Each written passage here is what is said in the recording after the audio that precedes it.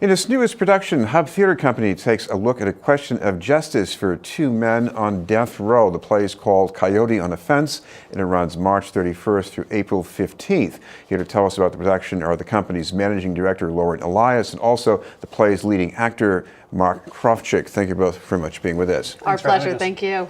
I want to start with Lauren. Set the scene here for this story. Well, it's a death row drama that asks the question, can you be sentenced to death but still worthy of life? And I think it's one of those really interesting plays where the villain is almost the hero in his own way. And you're going to have an audience of 60 some odd people, and everyone's going to walk away with a different opinion. It's all about these two gentlemen on death row, one of which Mark plays. One has committed an absolutely heinous hate crime, and the other has not. And who deserves to be there? And do either of them deserve to be there? And I think it's a real fascinating study, particularly in light of our current political climate and with the verdict of the Boston Marathon bomber coming down. We couldn't not do this play. We were really excited about it. Mark, this is a story about two kinds of people who were found guilty. I mean, one, I guess, maybe never had a chance. Another one had a chance and just didn't use it the right way. So talk about your case here. Well, that's the brilliant part of this play, is Bruce Graham's, the playwright, has really put two characters who've been convicted of murder.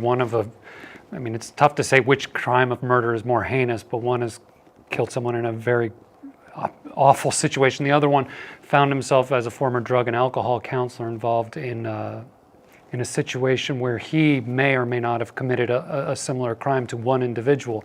And like Lauren said, it really asks the question, can someone who's committed such a heinous crime, or possibly committed such a heinous crime, my character John Brennan always asks the question, I was accused of this crime, and there's a question of whether or not I actually did it. He's of a high intelligence, he's an accomplished man, he was just short of a doctorate, and then convicted of murder. And he finds himself locked up with someone who's a white supremacist. And the real question is either of these men deserving of being considered for life? And that's what Bruce Graham really asks, is this question can go to anyone at any point in life.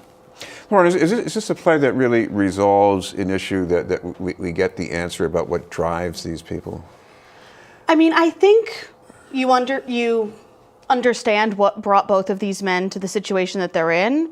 One was his ideologies, and one was just plain old bad luck. But I don't think it answers the question for you, and I don't think Bruce Graham intended to answer the question for us. I think he wants, and we want, certainly, the audience to draw their own conclusion, and we want the audience to engage in debate afterwards, and we want everyone to have a different opinion on it. We want there to be, if there's 60 people in the audience, I want 60 different opinions. We're talking with Mark Krawczyk and Lauren Elias from Hub Theater Company.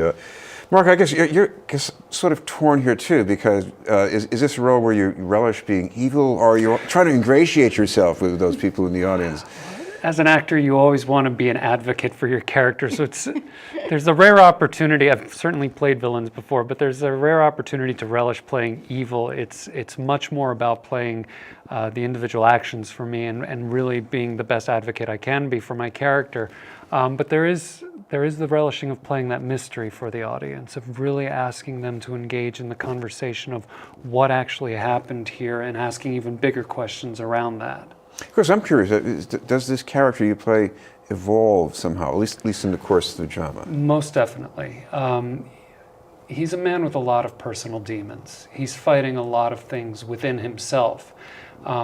And eventually forced to face a lot of his own decisions, not just before he came to prison, but the very decisions he's making while in prison. He's a self-publisher of a newspaper called The Death Row Advocate.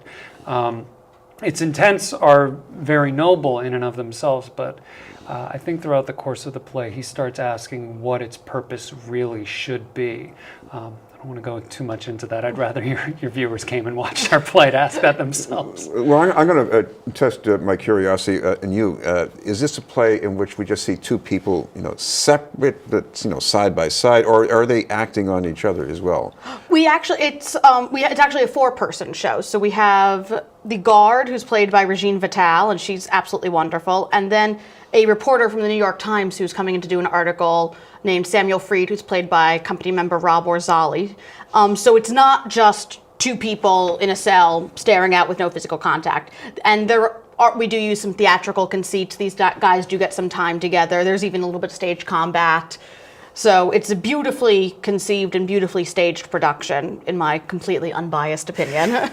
Right. Mark, do you think this is a play that might get people to think a little differently about our values? I know in this state, we normally don't do capital punishment unless there's some other, strange dimension involved. But what about, seeing this play? Does it really make people think? I think so. Bruce Graham wrote this in the late 90s, early 2000s, and it's amazing how prescient it was about the very issues. Maybe not about capital punishment specifically, but I think about the very cultural conversation we're having right now with what's happening on Capitol Hill, even some of the discussions nationally and internationally about the differences between the right and the left wing. I think he's written something that can be much more universal than just about capital punishment. I think it's about the very nature of the politics surrounding us as a society right now. And I think the play really encourages everyone to look at the person on the row or in these criminals as a whole. They had lives, that no one was born evil. How did these people get to this regretful situation? And how do we prevent it from happening again? Is, I think, a big part of the show. Okay. Another part of the chemistry here, Lon, maybe you can explain as well, is this is a company that has emerging artists, and talk about your location where this is going to be performed too. So we perform, and we are in residency at the First Church in Boston, which is at 66 Marlborough Street, right in Back Bay. Get off either at Copley or Arlington. We're right there. And we are actually the only theater company in Boston with a pay-what-you-can ticketing policy. So every seat, every show, every time, it's all pay what you can. We know there's lots of reasons people don't get out to the theater as much anymore, but we never want money to be a barrier of entry. So. And Lauren, of course, you've got a place online where people can get more details? Absolutely. You can go to our website at www.hubtheaterboston.org, and everything is right there for you. Thank you very much for being with us, Lauren, Elias and Mark Krawczyk from Hub Theater Company.